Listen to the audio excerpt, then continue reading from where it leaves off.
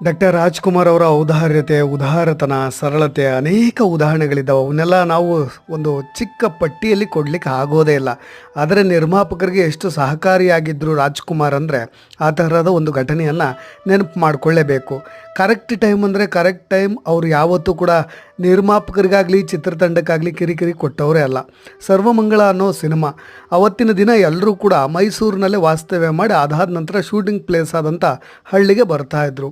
ಆದರೆ ರಾಜ್ಕುಮಾರ್ಗೆ ಯಾವ hotel book ಮಾಡಲಿ ಅಂತ ನಿರ್ಮಾಪಕರು ಕೇಳಿದ್ದಕ್ಕೆ ರಾಜ್ಕುಮಾರ್ ತಾನೊಬ್ಬ ಸೂಪರ್ ಸ್ಟಾರ್ ಅನ್ನೋ ಯಾವ ಅಹಮ್ಮನ್ನು ತೋರಿಸ್ದೆ, ನನಗೆ ಯಾವ ಹೋಟೆಲು ಬೇಡ, ನಾನಿಲ್ಲೇ ಹಳ್ಳೀಲಿ ಯಾವುದಾದ್ರೂ ಚಿಕ್ಕ ಕೊಟ್ಟಿಗೆ ಸಿಕ್ಕಿದ್ರೂ ಸಾಕು, ಇಲ್ಲೇ ಇರ್ತೀನಿ, ಮುಗಿಯೋವರೆಗೂ ನಾನು ಈ ಹಳ್ಳಿಲೇ ವಾಸ ಮಾಡ್ತೀನಿ ಅಂದಿದ್ರಂತೆ.